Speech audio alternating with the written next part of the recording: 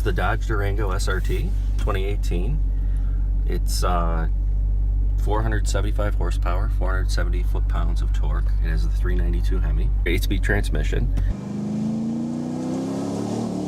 Like a lot of the SRT products, it has drive modes, and you change those by using the radio here, and it allows you to choose multiple modes here. You have track mode, sport mode, custom, valet, this is an interesting mode actually. If you have kids and you wanted, or you had to let them drive your car for some reason, if you put it in valet mode, it completely shuts down any spinning of tires, and it emulates the V6 torque curve.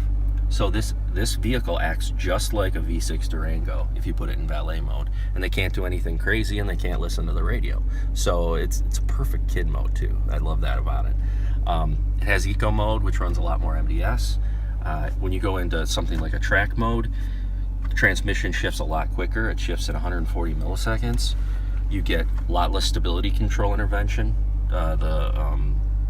Traction control gets turned off, your steering stiffens up, the suspension stiffens up, it has adaptive shocks.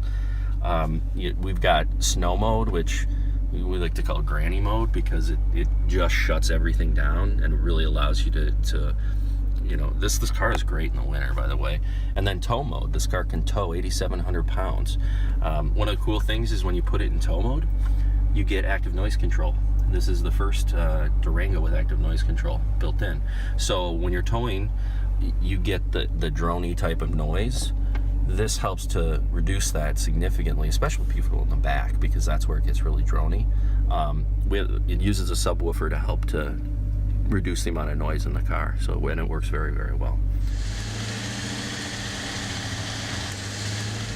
There's a launch mode you can take, and you can set it up. You do this real quick. You put it in drive, and if you put it in launch mode, it has to be on level ground. It goes into torque reserve, and that allows you to get really consistent, very fast launches every time. When we're at the drag strip, we're able to run within hundredths as far as time slips are concerned. So we'll, let's say I'm running 13.1s that day, it'll run 13.13, 13.15, 13.17, but all in the tenths. So it's very, very consistent, and the launch control really helps out with that. Well, I love driving it on the track. Most people would think you're never going to take this car on the track, but it is a blast to drive. It tends towards understeer, but if you lift the throttle while you're understeering, it'll oversteer. So you can get the back end to turn around a little bit, the front tucks in, and then you can get back on the throttle and you can kind of slide through the corner a little bit. It's a lot of fun to drive. It's really predictable. If it rotates, it rotates slowly. So it's very easy to drive, and it's pretty quick, believe it or not. I mean, the thing pulls 0.88 G's on the skid pad, so it brakes really hard. They're big brakes, so that we don't have to worry about fade. You can go out and do a 20-minute track session without any problem in this.